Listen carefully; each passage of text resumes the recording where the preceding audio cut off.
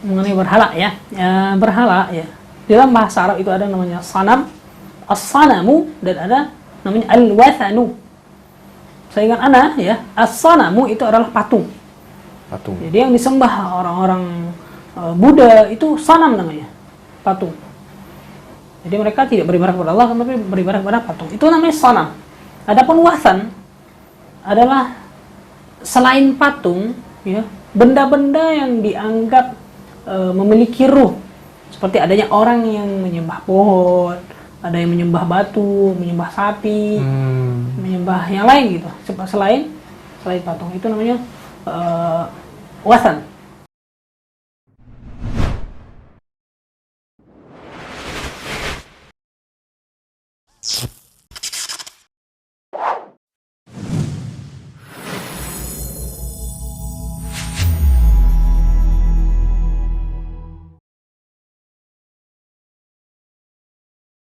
Bismillahirrahmanirrahim. Assalamualaikum Sohib Yo'ah. Kita berjumpa lagi dalam podcast ngobrolin Islam bareng Ustadz Masri Abu Abdurrahman. Nah, kemudian Ustadz nih kita beralih ke pembahasan lain, tapi masih berkaitan dengan syirik, yaitu berhala, Ustadz. Nah, di dalam Islam itu apa sih arti berhala itu? Mengenai berhala ya. Berhala ya. Dalam bahasa Arab itu ada namanya sanam, as-sanamu, dan ada namanya al-wathanu. Saya ingat ana ya, as-sanamu itu adalah patung. Patung. Jadi yang disembah orang-orang Buddha itu sanam namanya, patung. Jadi mereka tidak beribadah kepada Allah, tapi beribadah kepada patung. Itu namanya sanam. Adapun wathan adalah selain patung, ya, benda-benda yang dianggap memiliki ruh. Seperti adanya orang yang menyembah pohon, ada yang menyembah batu, menyembah sapi, menyembah yang lain gitu. Selain patung, itu namanya wathan. Ya, itu bagian dari kesyirikan ya. Termasuk kubur, enggak? Ya, memuliakan kubur ya, begitu. Ya. Itu termasuk berhala ya, Ustaz, kuburan itu ya. Kalau disembah sama orang. Ya, kalau disembah ya. Dia berarti kalau kuburan itu disembah, berarti dia masuk ke wathan, bukan sanam. Jadi dari dalam bahasa Indonesia ya, berhala itu lebih tepatnya mungkin ke sanam lah.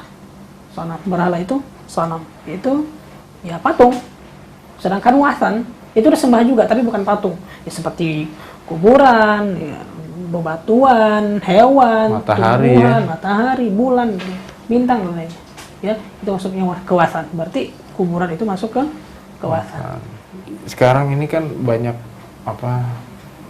kita manusia itu kan yang sudah memuja jabatannya gitu kan, memuja uang di atas segalanya. Kadang malah ketika saya mengalami sendiri itu ketika udah mulai sholat wajib nih, tiba-tiba atasan telepon, ditinggalin tuh sholat.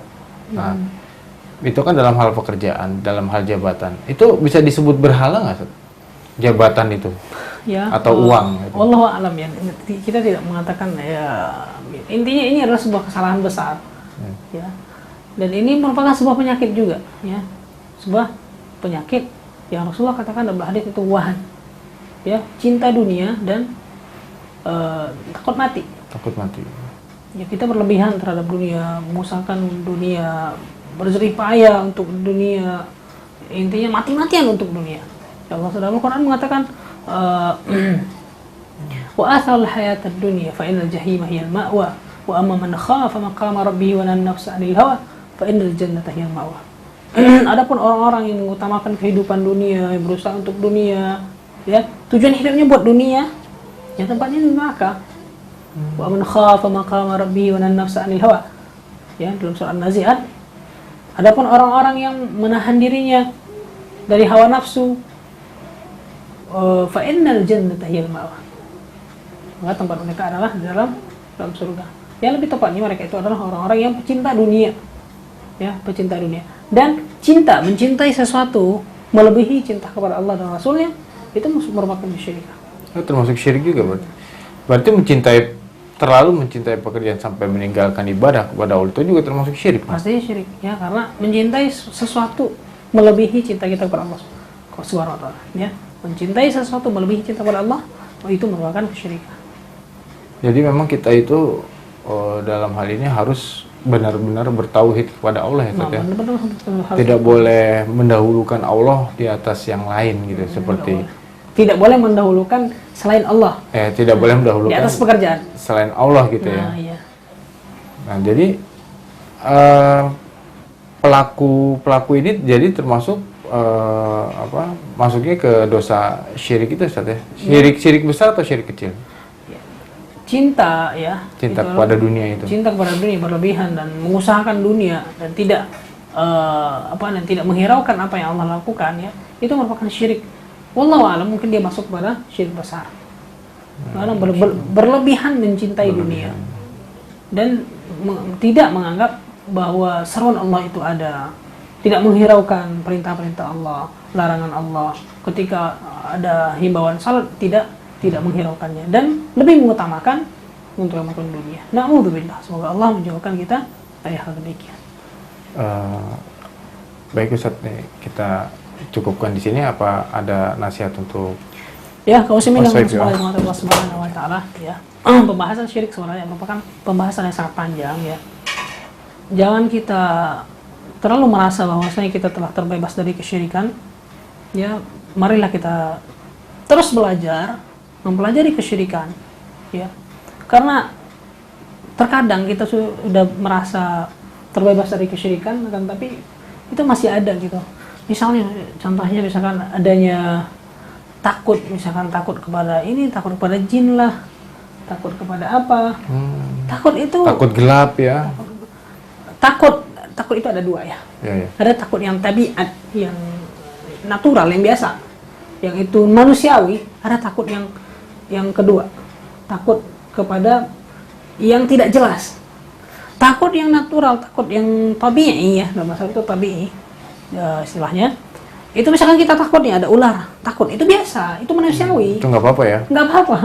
Adapun ketika takut pada jin, takut pada sesuatu yang nggak jelas, roh ini enggak. Hanya takut pada Allah, ya.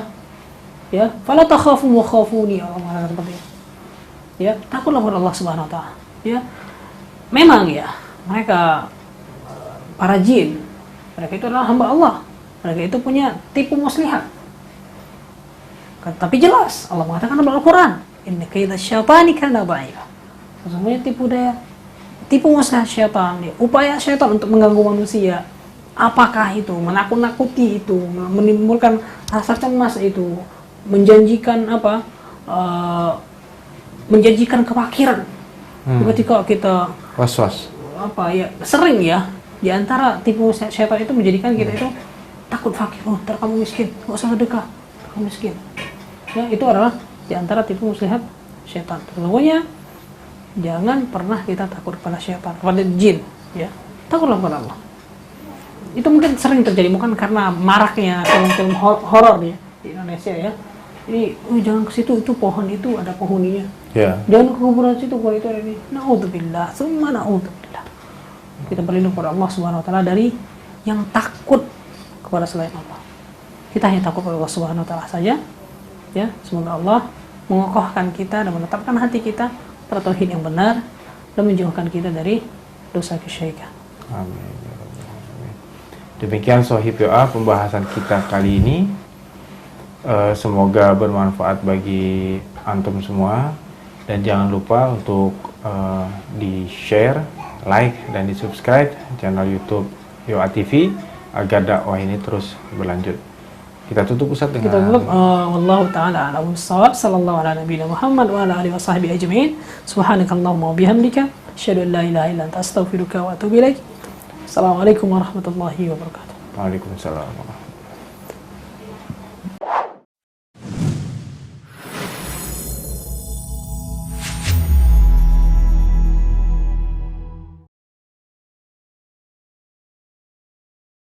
Bismillahirrahmanirrahim.